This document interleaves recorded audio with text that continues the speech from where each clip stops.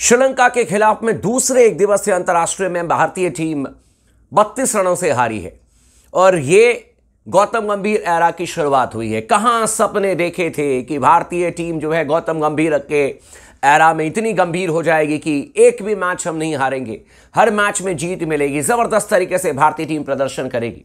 और हर मैच में जीत मिलने का मतलब ये नहीं है कि मैं कह रहा हूं कि भाई श्रीलंका के खिलाफ में आप मैच हार जाओ। ऑब्वियसली बात है, अगर ऑस्ट्रेलिया हो, साउथ अफ्रीका हो, बड़ी टीमें हो, उनके खिलाफ में चैलेंज आपको 110% मिलेगा। लेकिन ये थोड़ी ना कहा गया था कि श्रीलंका के खिलाफ में आप मैच हार जाओगे।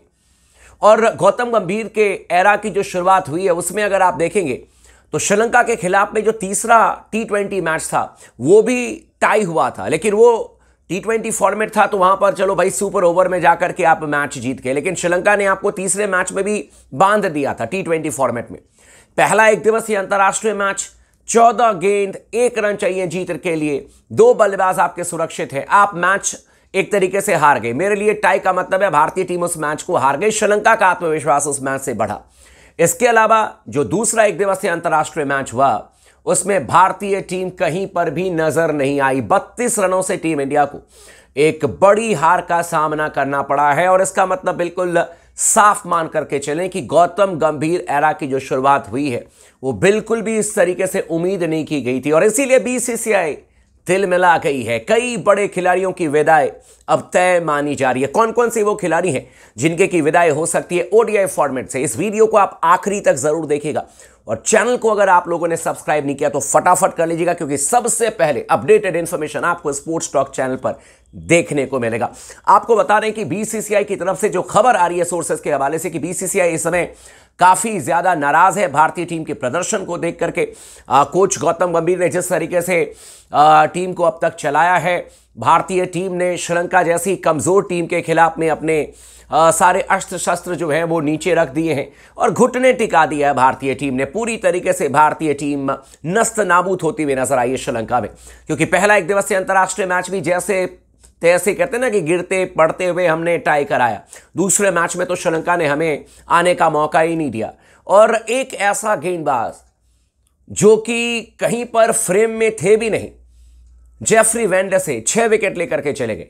और आपके जो स्पिन गेंदबाज हैं श्रीलंका के कप्तान आपके चरित्र असलंका, जिनका कहीं नामो निशान नहीं था, वो अपनी जिंदगी बचाने के लिए, करियर बचाने के लिए 2-4 ओवर गेंदबाजी करने के लिए आते हैं, उन्होंने आपको नस्त नाबूद कर दिया। लेकिन खबर अब आ रही है कि BCCI बहुत सीरियस है, गुस्से में है, तिलमिला चुकी है इस तरीके से भारतीय टीम जो हारी है रिपोर्ट्स के हवाले से। और KL राहुल को लेकर के, साथ ही साथ श्रेयस अय्यर को लेकर के BCCI स्ट्रिक्ट एक्शन ले सकती है। कोच गौतम गंभीर स्ट्रिक्ट एक्शन ले सकते हैं, क्योंकि KL राहुल इस समय भारतीय टीम के लिए व्हाइट बॉल क्रिकेट में एक फॉर्मेट खेलते हैं, ODI में। T20 में उनको जगह नहीं दी गई और मीडिया में आपने देखा होगा, तमाम मीडिया वालों की रिपोर्ट्स आ रही थी बहुत पहले से कि KL राहुल एक ऐसे खिलाड़ी हैं जो कि बड़े मैचेस में अंडर परफॉर्मेंस कभी परफॉर्म नहीं करते हैं और हमेशा घुटने टिका करके चले जाते हैं, मतलब कि भारतीय टीम को बीच मझधार में छोड़ करके चले जाते हैं। हालांकि स्पोर्ट्स टॉक ने उनको बहुत बैक किया, हमेशा बैक किया।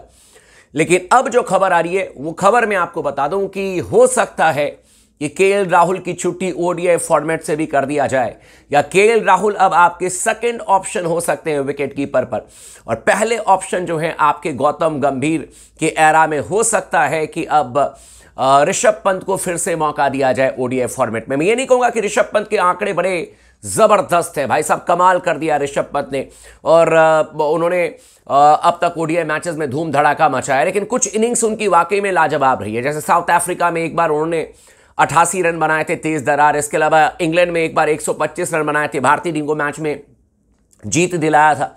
तो बैटिंग करना जानते हैं और कहा जा रहा है कि इस समय पॉसिबिलिटी है कि KL राहुल को अब बैक सीट पर रखा जाए, यानी कि वो ऑप्शन के तौर पर हो। यानी कि इस समय डिक्लाइन KL राहुल का चल रहा है। T20 फॉर्मेट से उनकी जगह अब हमेशा के लिए उड़ चुकी है, गायब हो चुके हैं KL राहुल। और ऐसे में अब वहां पर जायसवाल आ चुके हैं, वहां पर अब आ चुके हैं आपके शुभमन गिल, जिनको कि आपने वाइस कैप्टन भी बना दिया। और साथ ही साथ अब कहा जा रहा है कि ओडीआई फॉर्मेट में भी केएल राहुल आपके सेकंड ऑप्शन हो सकते हैं। पहले विकेटकीपर के तौर पर आपके ऋषभ पंत हो सकते हैं, और अगर डोमेस्टिक क्रिकेट में शानदार प्रदर्शन कर दिया ईशान किशन ने तो उनको भी भविष्य में मौका दिया जा सकता है। और साथ ही साथ केएल राहुल के लिए जो मुश्किलें हैं वो काफी ज्यादा बढ़ती हुई नजर आ रही हैं। दूसरे जो खिलाड़ी हैं जिनके बारे में चर्चा हो रही है वो है श्रेयस अय्यर। और अब तक कहा जा रहा था कि श्रेयस अय्यर जो है वो स्पिनर्स के खिलाफ में जबरदस्त तरीके से बैटिंग करते हैं और इसमें कोई शक नहीं है। वर्ल्ड कप में बहुत उम्दा प्रदर्शन श्रेयस अय्यर का रहा, खूब सारे रन बनाए श्रेयस अय्यर ने, लेकिन श्रीलंका में जिस तरीके से श्रेयस अय्यर ने बल्लेबाजी की है, स्पिनर्स के खिलाफ में जिस तरीके से फंसते हुए नजर आए हैं, और एक जो उनका पुराना ट्रैक रिकॉर्ड है कि फास्ट बॉलर को ठीक तरीके से खेल नहीं पाते हैं, बाउंसर्स को ठीक तरीके से खेल नहीं पाते हैं, वो तो उनके करियर के लिए एक बहुत ऑकवर्ड सिचुएशन है ही है। लेकिन स्पिनर्स के खिलाफ में भी नहीं चलना श्रेयस अय्यर के लिए अब कहीं ना कहीं बहुत ज्यादा परेशान कर रहा है। और ऐसे में कहा जा रहा है कि श्रेयस अय्यर पर भी मैनेजमेंट की तीखी नजर है। हो सकता है कि श्रेयस अय्यर की भी छुट्टी कर दिया जाए अगर एक आध और मैचेस में वो फ्लॉप हो जाते हैं। भारतीय टीम को इस साल बहुत ज्यादा ओडीआई मैचेस नहीं खेलने हैं, लेकिन अगले साल चैंपियंस ट्रॉफी है, सबसे बड़े टूर्नामेंट की शुरुआत होगी जहां पर कि भारतीय टीम के मैचेस दुबई में खेले जाएंगे। और ऐसे में टीम मैनेजमेंट चाहती है कि हमारे पास में इन फॉर्म खिलाड़ी रहे, जिनको भी मौका मिले वो रन बनाने के लिए जाने जाए, ना कि वो आए और बीच मझधार में भारतीय टीम को छोड़ करके चले जाए। तो इन तमाम चीजों को लेकर के बीसीसीआई काफी सीरियस है।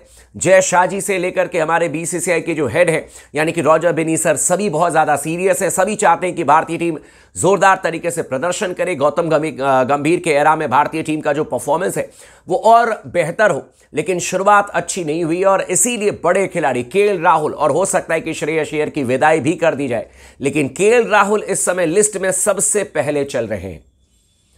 आई डोंट नो कि उनको तीसरे एक दिवसीय अंतरराष्ट्रीय मैच में खेलने का मौका मिलेगा या उनकी जगह पर ऋषभ पंत खेलेंगे, ये मुझे पता नहीं।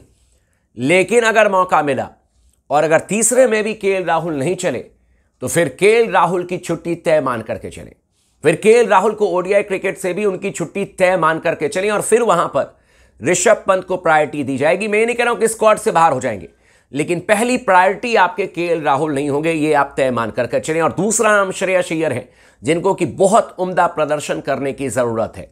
मौका मिला है, कॉन्ट्रैक्ट लिस्ट में उनका नाम नहीं है, लेकिन इसके बावजूद भी उनको मौका दिया गया।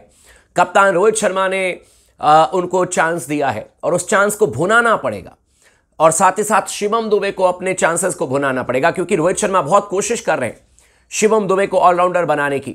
और अब उनमें क्या है कि यार पिछले मैच में अच्छी बल्लेबाजी की, लेकिन 8 नंबर पर बैटिंग करने के लिए भेजा गया। इस मैच में उनको 4 नंबर पर भेजा गया ऊपर, लेकिन पूरी तरीके से फेल हो गए।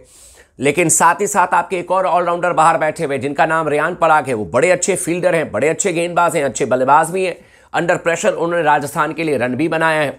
तो इन 3 खिलाड़ियों को लेकर के, केएल राहुल, श्रेयस अय्यर, शिवम दुबे को लेकर के कहीं ना कहीं सबकी पैनी नजर है और इन तीनों के प्रदर्शन को अब चेक किया जाएगा।